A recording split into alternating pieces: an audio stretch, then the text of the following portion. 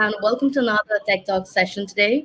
We are about to dive into an exciting discussion that will change the game for your career. I am Tripti, your host from Tech Jobs Fair, and today we are joined by Mr. Jerry J. He is a genius who has helped over 7,000 job hunters to get their placements at dream companies. So let's welcome Jerry to our session. Welcome to the session, Jerry. How are you doing today? I'm doing fantastic. Over the moon by being called a genius. Oh my goodness, that's very kind of you. I I just know a thing or two about the old job hunting process, but I'm sure people walk away with some insights and some things that they never considered because people may think it's a tough time to find a job. Um, it's not. Companies are hiring every day. It's just a matter of having a conversations with the right people, engaging them with the right platforms, and getting that interview. You know. Yeah. So I guess our viewers can already see the title of the session, but we are thrilled to have you, Jerry. And today's session is all about seizing the golden opportunity to land a $1,000K tech job in just 60 days. I mean, that already sounds so exciting. So, are you ready to embark on this thrilling journey with us, Jerry? Oh yeah, absolutely. Let's do it. So, before we dive into this topic, I would really like you to take a moment and then tell us your journey so far and, give us a glimpse of your inspiring journey in the tech world. Sure, sure. I've been running Job Hunting U for over a decade, helping people land interviews and job offers at companies they love. And it really stemmed from my beginnings in sales, then going into HR, but also understanding fundamentally, how to skip HR, find decision makers online, engage them directly. And over the past couple of years, sorry for the coffee grind sounds. Over the past couple of years, it's been really amazing to see the technology drive people to not go through the online application process. People can send voice and video messages via the LinkedIn app. People can automate their LinkedIn profile. There's AI and chat GPT tools that have such efficiencies when it comes to booking appointments, scheduling meetings, turning interviews into job offers that, now I've almost become like a tech person where I'm like, well, use this tool, customize your resume with that tool. But it really came at the understanding that the best job hunting strategy is networking. It's engaging people. It's having genuine, meaningful, high-level conversations with people every day, every week. And, if weeks have passed and something's not working, or, maybe haven't gotten an interview, it's like, well, why don't you start engaging people, start making friends instead of selling yourself, and this journey has started off by helping folks with resumes and cover letters. Then it got deeper when it came time to finding job offers at companies they love. And now, when it comes to finding meaningful work or aligning with your purpose and your mission, those are some deep questions that I love to get into. And now at my point of career, at my point of my journey here, when people are looking for work or looking for a role, sometimes we're talking about resumes and cover letters, but a lot of times we're talking about life. We're talking about what makes you happy, what's meaningful to you. And there's so many more things where it comes to like, what are you going to do for 40 hours a week that's truly going to align with your passion, loves, interests, strengths, So it's been a wonderful journey, and I'm still learning. I may know a thing or two about getting interviews and job offers, but, I think coaching and aligning people with the right decisions is a lifelong mission, and I'm learning even as I am talking to you right now. Yes. So we've seen this, right now, especially at this point of time, like people find it very, very difficult looking for jobs and getting called for interviews. So according to you, from your experience, what are the strategies that are most effective, like for accelerated job search in the tech field? Sure. When people think about the tech field, they think like, oh my goodness, there's no human beings. It's all robots, it's all technology. I can't talk to people. And it's like, hey, folks, there's still human beings starting companies and hiring, right? The way in which you job hunt can really showcase whether you're a top performer or just a regular job seeker. So one of the things that you really need to do is start engaging people and not job postings.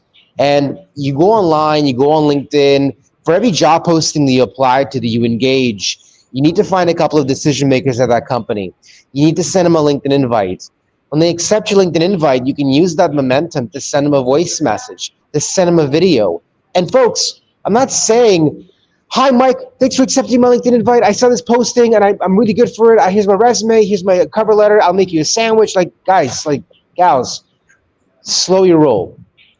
Remember remember when we were kids, when we were trying to make friends, right? We just wanted to get to know somebody. We didn't want anything from them. Like, go into that conversation, go into that relationship, asking somebody a good question, leading with value, right? Like, you're targeting a bunch of companies in the aerospace field. Great. Like, find that one article, that one blog post, that one conference that actually is good to go to, or that article that is actually insightful. Lead with value, engage people directly. Don't ask for favors or for a follow-up or go for a coffee meeting. Be a human being. Like a post, comment on them, slow play this, right? I think the best thing to do when it comes to actually getting results, getting traction, landing interviews at these incredible tech companies is first, you need to start researching the company, the organizational structure. Go on LinkedIn, find the decision makers, find the employee, find your peers, send them LinkedIn invites, and try to spark a conversation, right? Your ability to be able to be successful when you're job hunting 2024 and above does not involve LinkedIn resumes and cover letters anymore. It involves direct messaging. It involves creating content or blog posts or something that positions you as a key person of influence, as an expert, as somebody who knows something. If you don't have anything to say, look at what your peers are writing. Use ChatGPT. Use any ChatGPT-esque writing tool or any AI writing tool, right? But it's like, wait a minute, there's all these job postings and they're hiring and there's 150 applications out there. Yeah, I would be too intimidated to apply to that role. But applying to that role as a first step, Tripti, that's a miscalculation. Maybe it's a second, third, maybe it's the last step. The first steps, Google the company, find some decision makers, send them LinkedIn invites, right? And then try to start that conversation, try to engage people. And then you can turn that engagement into a meeting, right? So I know there's a lot there, but apply to people, skip HR, and make a strong first impression by leading with value. And you can do that in numerous ways. Right. So now when we talk about reaching out to decision makers, it's more about, networking and connecting with people before applying for the job and, maybe like taking referrals. But when it comes to networking in like securing like a good pay position, and so what are the ways of, building this strong professional network quickly? Like what should be the approach when you're reaching out to those people from the same company that, you're looking at the job opening for? So what would be the ideal ways to build that network? Well, I mean, there's two ways of looking at it, right? There's one side where there's job postings and decision makers, and you want to be reaching out to them and connecting with them, right? And that's a certain type of conversation. There's people that job postings are there. There's a certain time that they're not going to be there anymore. It's a bit of a time sensitive situation. Mhm. I highly recommend you make a list of 5, 10 companies that you love. Go to your home, look at the brands that you use, look at the products that you use online. Find what are the services and products that you're obsessed with. Yes, the Facebooks and the Instagrams and those companies are outside of those ones. What products do you love? What service do you really like and enjoy? Right? This is where you get to play. And when you start really at a 30,000 foot view, trying to figure out, okay, what companies do I love? That's the right way of trying to figure out where you want to work, where you want to spend 40 hours of your time, right? But here's the thing, right? Nobody networks anymore. Like when I say networking, I feel like it's a dirty word. Like networking, what does that mean? Do I got to go out and give somebody business cards? I got to go to a trade show and be like, hey, my name is Jerry. It's like let's just networking is just meeting people, right? Like having conversations, right? And people actually want to connect with other people. People, like, everybody's saying there's a loneliness crisis, right? Well, it's kind of weird that it's a loneliness crisis while everybody's online. We're all connected. I can send out 100 LinkedIn invites right now and start having conversations with a bunch of people, and we'll all start talking about things, right? So it's not that it's a loneliness crisis, yes, and I'm not going to get into the whole meaning crisis, but I'm saying is like, why don't you stop selling yourself, stop trying to get something from people, and instead make friends, compliment people, and just try to have a half an hour conversation with somebody with the sole purpose of trying to have a second conversation with them, right? So here's what I mean. You make your list of companies that you're trying to target, and you have your job postings you're trying to target, but then you find these companies that, like, okay, let's say that a company that I really like. There's this really cool startup company that does wearables, right? And I've been geeking out about them for 3 months now. I'm reaching out to 3 people in that company next week. Why? Because you got to leave a little margin for magic. You got to reach out to people without wanting anything in return and just talk to them, see what happens, right? Like, I force myself to do this, but if you're job hunting, you do not have that. You have no option. You have to do this. Make a list of 3, 4, 5 companies. Go on LinkedIn, find a bunch of decision makers or a bunch of people, send them LinkedIn invites, and then reach out to these people. Whether you want to find out about the company, you genuinely are curious of working at the company. You want to work at this company. You want to spend 40, 50 hours a week at this company for 4, 5, 6, 7 years. That's amazing. Like, a person would love to tell you more about their experience working, what they know about this company. But what about just reaching out to people who you actually want to reach out to, who you actually want to work with, who you want them to mentor you, who you want them to be your peers? Like, if you connect with 10, 15 people who you actually aspire to be, who you look at and you're like, I want to be that person next 5 to 10 years. And you reach out to them, one of them accepts your LinkedIn invite, just say that to them. Hey, Mike, how's it going? It's great to connect here on LinkedIn. I was really excited that you accepted my LinkedIn invite because I noticed you're a VP of sales at company ABC, and I've heard about company ABC for a while. I use company ABC products all the time. My parents use it. My girlfriend uses it. And, when you accepted my LinkedIn invite, I was just like, I had to send this video. I don't usually do this, but I was wondering if you'd be open to having a conversation. I'd love to pick your brain a little bit. I'd love to be in your position the next 5 years, and I'm working hard to get to the VP of sales role. And I just wanted to pick your, like, notice how I'm just being myself. Like, I'm a little bubbly and I'm a little, kind of like whatever, uppity, but it's like, be yourself. Like, you don't understand that your personality type is not that special. Other people have your personality type, right? And it's like, if you just be a human being, if you start reaching out to people and just try to have a conversation with them without wanting anything in return, you realize this job hunting stuff is a lot easier than you're making it out to be. It's not about you're applying to job, you're sending follow-up emails. It's like, wait a minute, why don't you just network? But how does one network? We've almost forgot how to network. Remember, just go back to being a kid.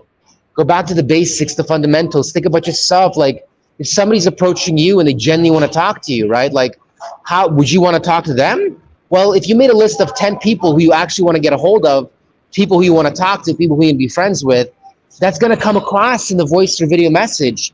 Is it going to come across in the messaging sequence? Maybe not. That's why the voice in the video is different. You like, and just a tip, guys, with the voice messages, if you're scared about trying this out, folks, at the end of this meeting, I'll give you guys my LinkedIn profile. Connect with me. Send me a voice message. Say, hey, Jerry, I heard you on this thing. Great to connect. It's my first voice message. Nice to have you in my network. Stop selling and let people hear your voice. Start actually networking on these platforms. Be a human being, and you won't ever have to job hunt again. That's really really interesting, I guess. And about the video and the audio clips to be sent, I think that'll be much more impactful, and even the response will be quicker in terms of just typing or texting. So just a question, like, when we talk about networking and reaching out to people, like to the companies that we are looking for the jobs, is it also relevant, like, is it just relevant for people with experience, or like does the experience play a huge role in this part, like networking to the people? Well, it can be it can be a limiting belief. You're reaching out to somebody and you're like, my goodness, they're spent 10 years at this company. They're so senior. Like, who am I to talk to them? I have not achieved the things. I am not worthy. This is exactly the type of garbage that keeps people from actually engaging other decision makers, right? Yeah, they're the CEO, they're the founder. You know what else do they do? They sleep, they poop, they eat. They also get frustrated. They also spend an hour and a half scrolling on TikTok and finishing off and be like, what did I just do? Why did I just do that? Right? So it's like, don't let that stop you, because everybody, you go on LinkedIn and everybody's got this, this suit. They got this serious profile. Then you go on Facebook and they're like, how's it going? And they got the cats, their families, this intimidating. I think your mic's covered. Can't hear you.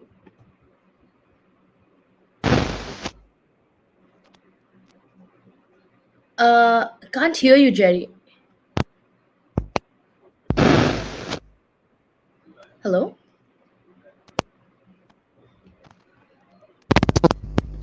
Like, people are everywhere. And I hope we have an opportunity maybe to get into a bit of automation, because it's like you can direct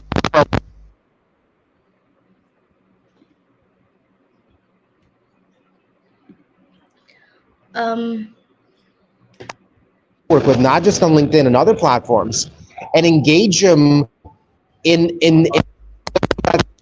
business, about work. Like, these are like, oh, they're part of, they're like volleyball. Oh, they volunteer at an organization. Start with that.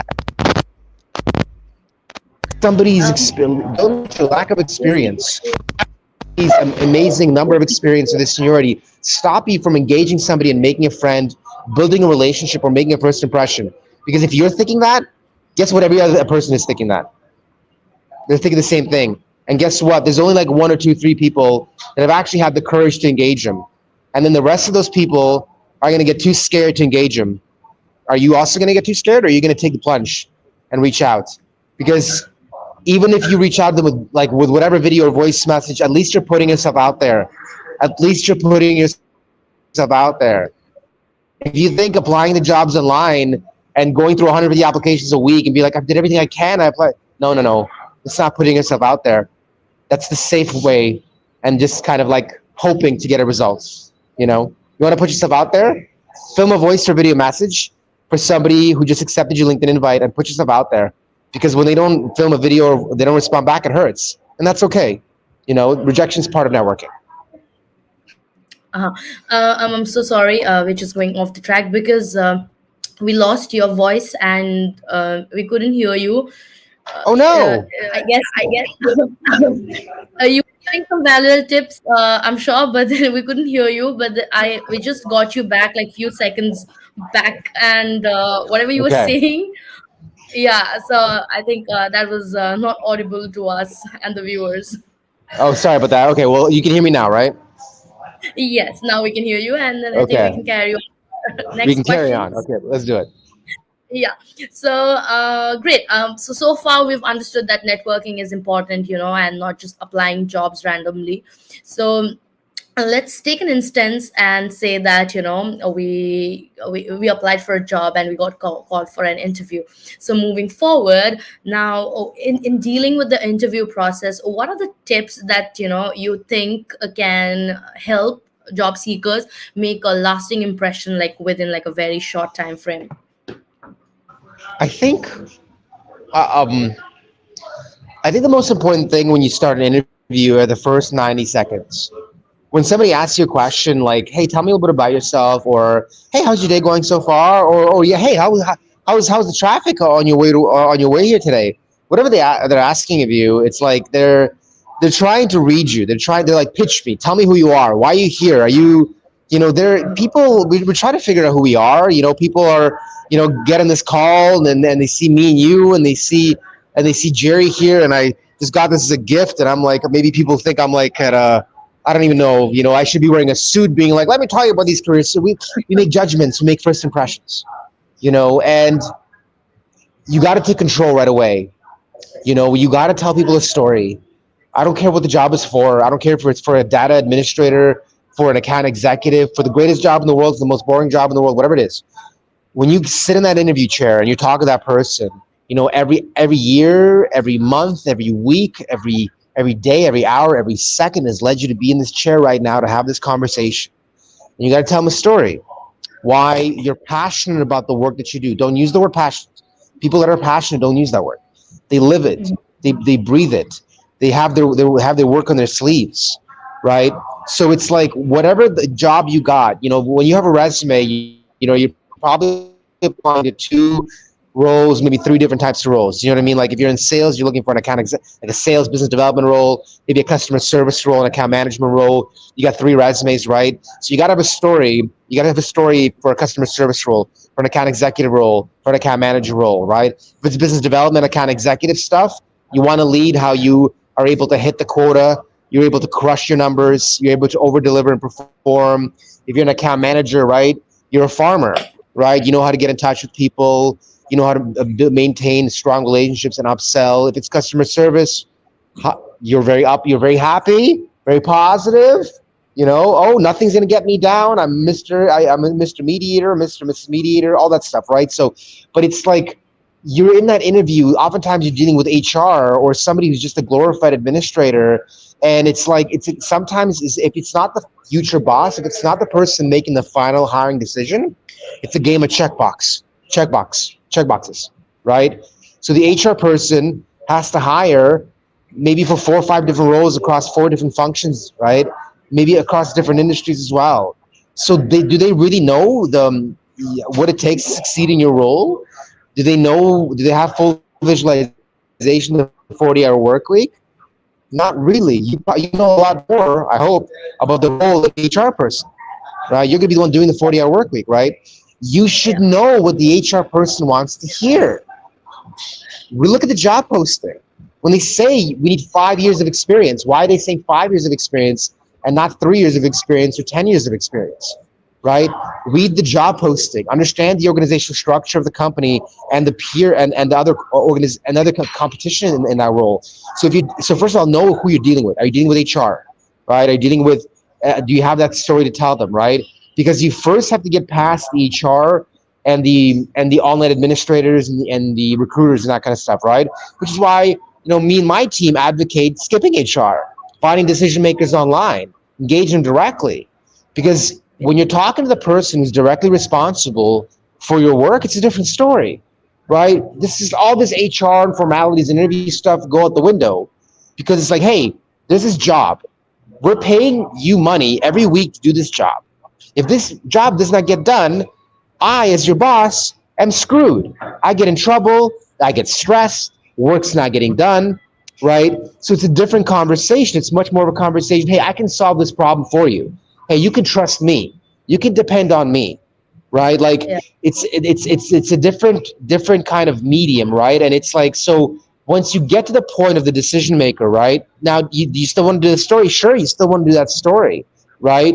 But it's more about like, now you want to find out about like, what is the real problem of this role? What's really keeping you up at night? Like what's the real situation about, what's the most important thing? So I'd recommend kind of those tips, knowing who you're speaking with, having that 90-second story, smile, use your hands, folks, in the beginning, right? Like let people see your hands. Hey, how are you? Start doing this in the beginning. Why? Because we're still apes using these tools, pretending that we're sophisticated intellectuals. All right, but we're still animals. So seeing hands is good. Seeing like this is good. This is not a good interview, right? This is not a good interview. Like today we're having audio issues.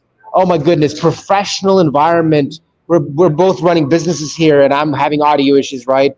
You cannot have audio issues when you're doing interviews, folks, right?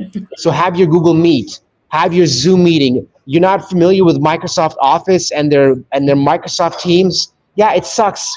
I know it sucks. And we're on LinkedIn. And I'm sorry to LinkedIn OpenAI gods who will eventually control us.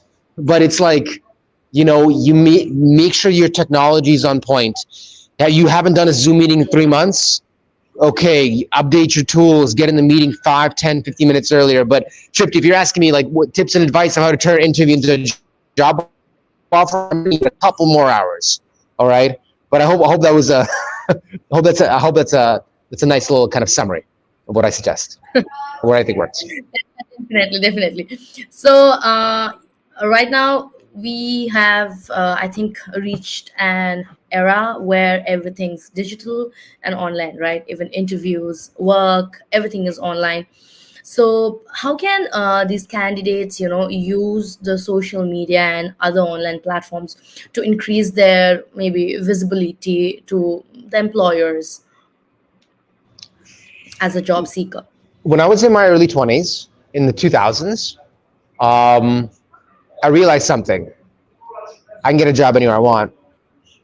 And the realize I could do that was because I was good at sales.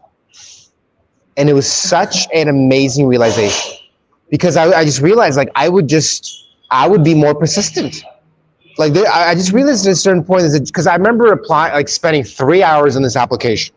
And then they send me like an email the day after saying, unfortunately, after long considerations, after we know, and they wrote, you're not a fit. I'm like, after 3 paragraphs, I'm like, but first of all, you didn't even, there's no way you had time to process my application because I wrote a letter to these people.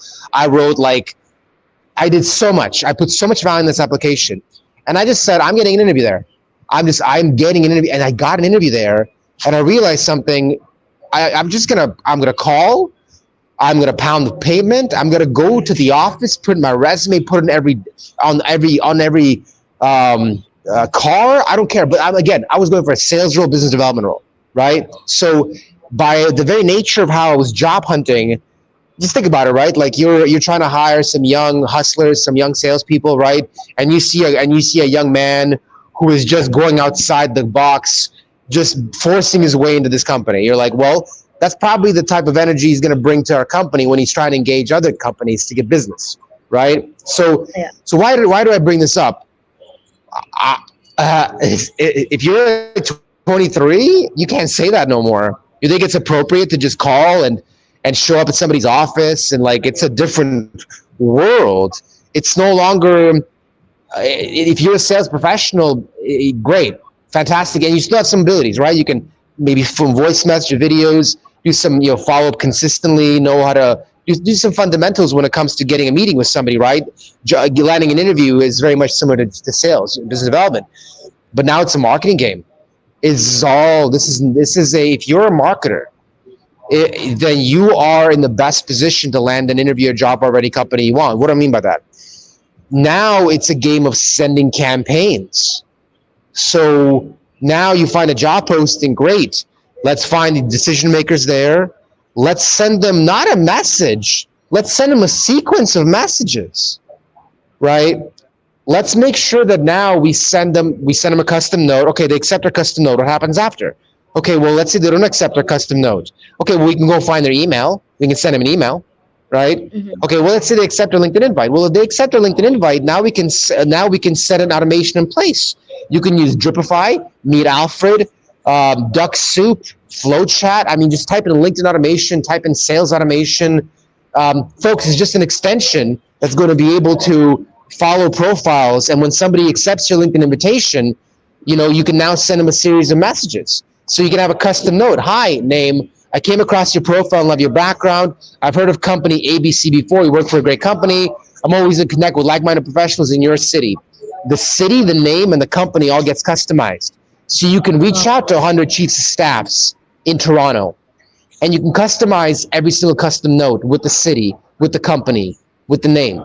Then you can have a follow-up message that's literally customized as well. Then 2 days after, if they don't message you, if they don't reply to your follow-up message, you can have a message sent afterwards. So I ask you, how do you compete with that? You're somebody's applying to jobs. Like people are applying to jobs online. Like, what if you're applying to jobs against students that were working with me? Because you're applying to your 5, 6, 7 jobs. That's great. We're applying to 20, 30 a day. We're finding 5 decision makers for every company. We're sending out multiple messages. And we're being professionally persistent. We're not being spammy. We're not being aggressive. We're leading with value, with blog posts. We invite them to events. Like, this is a marketer's world right now.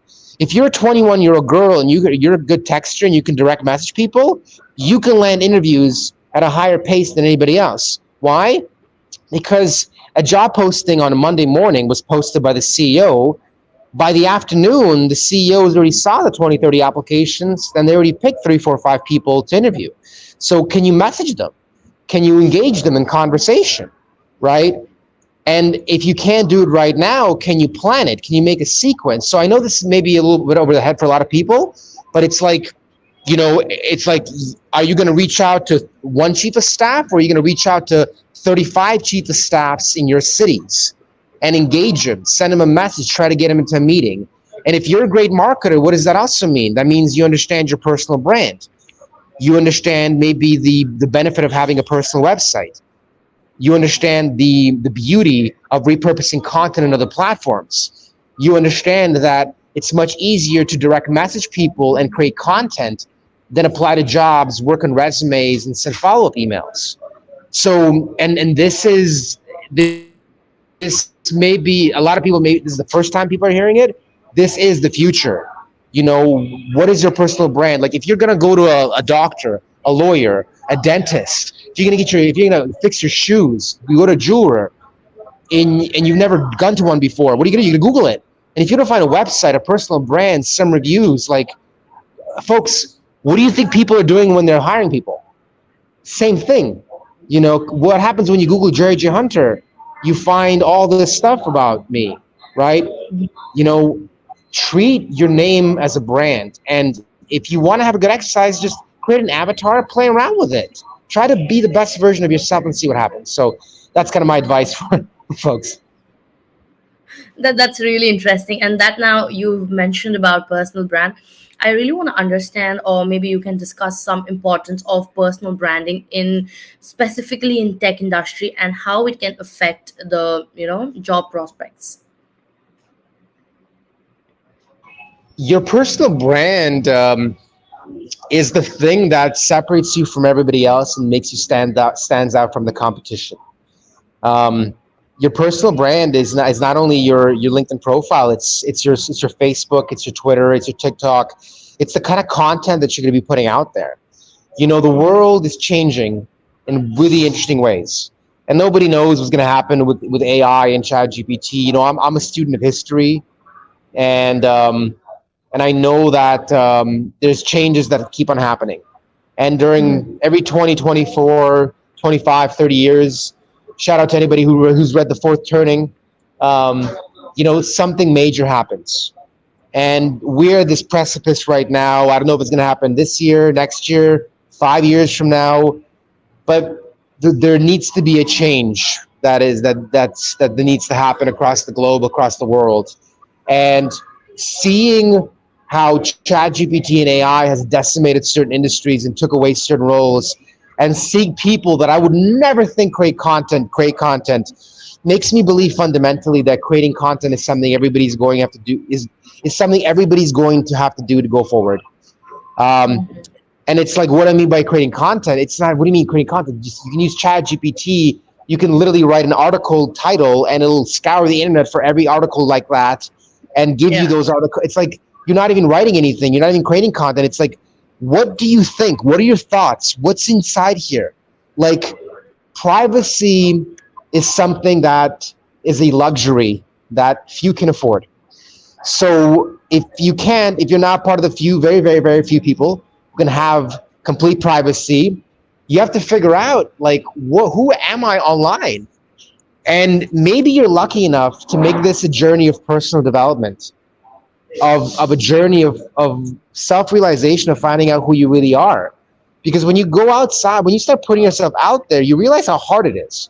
You realize how, like, you want to put stuff out there that is genuine, is maybe unapologetically you.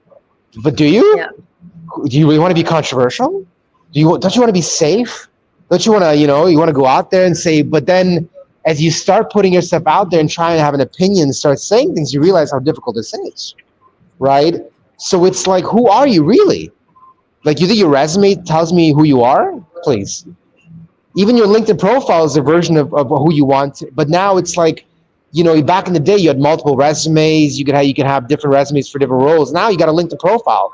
So what do you mean you're multiple resumes? No, who are you? You can't have three, four, five different resumes. You can have be slightly different, but your LinkedIn profile tells you who you are. So who are you? What are your values? What do you believe in? What products and services do you love?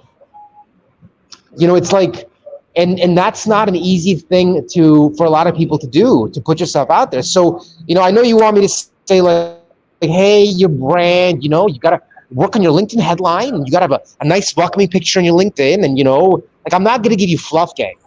Like, I'm telling you right now, you're either going, and I don't want you to do the other stuff like applying to jobs in the funnels, because if you're not working on your brand, if you're not working on your messaging sequence, if you're not expanding your network of influential decision makers, I know that other job seekers are and are getting results. And Mhm. why would that not continue to be a source of interviews and job offers, right? It's like, yeah, I've spent lots of years in HR, the applicant tracking system, this laborious interview process. I mean, it's crazy. The barriers of entry that HR people make for people to come into the company is insane, right? It's like by the time you finish the interview process, you don't even know who you are anymore, and it's Mhm. like they ask you these questions like, what are your salary expectations? Like, excuse me, that's not an appropriate question to ask in the beginning of the interview process. Once you made a decision whether we're a right fit for each other, then we can have a salary negotiation. And guess what? The market is saying, screw all this. This is crazy, right? This does not make any sense. And people like me are screaming at the top of their lungs and saying, hey, this is a huge opportunity, right? We're focused on your brand. Start creating content. Just steal. Look at your peers. Look what everybody else is doing. And start talking about stuff that, yes, a little bit related to your profession, to your industry, but also maybe talk about some other things that you care about. Maybe Mhm. talk about things that are near. What do you really care about? You want to say something about cryptocurrency and money? Or you want to say something that would be conspiratorial? Right? Well, here's the thing, like, start that process, because when you start creating content, when you start automating your social media profiles, and you starting sending out campaigns, treating this like a marketer, right? Seeing how many, like, then you're going to start having conversations with people, and you're not going to start talking about job hunting or resumes or applications. You're going to have genuine, meaningful, high level conversations, right? It's so, I know you asked about brand, and I went into like, find out who you really are, find out your values, your beliefs, your identity, and put yourself out there. And as I'm saying this to you, Tripke, it's not like, hey, I'm doing this myself as well.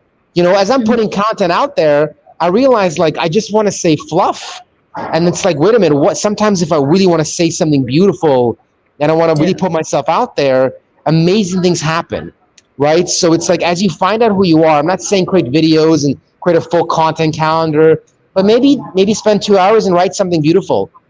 Yeah. Maybe talk about like, what is, if you could post something once a week, what would it be? Let people see your identity.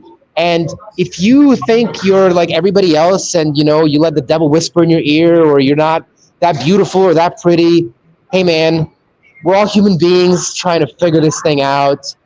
Don't let perfectionism conquer you, Yeah. right? And just like, um, just just try to, I guess, like, whatever best version of yourself is out there, let your content strategy be a path towards getting there, right? Mhm. We all kind of know the truth a little bit instinctively in our hearts, right? Flirt with that a little bit. Say something that would probably not be, maybe the people in your friend circle or people around you be like, this is a little weird, or that's not really you, but it's the person you want to be. It's the version of yourself that you know that you are, right? Yeah. Online, not only is that safe, that's encouraging, it gets a lot of traction, gets a lot of views, all this wholesome, positive goodness. That's all good things, right? So yeah, put some positive things in the world. And I feel like I'm talking too much, so I'm going to stop right now. Okay. No, no, no. Whatever you were saying was really, really beautiful. And what I wanna, add in here is, I think now that we have AI, we have ChatGPT, it's a really, really, I think, helpful for people to pen down their thoughts. I mean, they can just type down their thoughts and then it gets penned down and they can just, twitch it according to their thing. And also talking about social media, initially, I had seen that people used to get influenced a lot from social media, and they tried to be what they are not, just looking at other people and other influences. But right now in this generation, like, there are people coming up with their own maybe their thoughts or their ideas, their contents. So there is a lot of diversity that's going on, and I think people can make a huge use of social media in order to bring out themselves, and maybe, yeah, I think work on the content that you were talking about. And I think it's a huge platform to share your brand or your values, or like let people know that you are there, like out there, somewhere in some part of the world. Absolutely. Well said. So I guess this has been really, really, really insightful. Your insights have been really valuable, but we do have some time constraints, because of which we have to bring this session to an end. But that doesn't mean we'll not have any more sessions in the future. So thank you so much for your time, Jerry. And before we wrap today's session, is there anything that you would like to add from your side for our viewers? Work healthy, live wealthy. Spend 80% of your time doing things in your natural strengths. Do work that's meaningful, impactful to you, work that brings you joy, work that aligns your passion, loves, and interests. And if you do that, you'll demand a price per hour in the market that'll afford you the lifestyle of your dreams. Thank you so much. And also, a quick update to all our viewers that if you're interested in building your career in tech industry, we have multiple upcoming events, both virtual and physical. So you can always log on to techjobsware.com and check out the details. And if you're a job seeker, you can get your free tickets now. So yeah, thank you so much everyone for joining us today. Until next time, take care and have a great day. Thank you so much, Jerry. Bye. All right.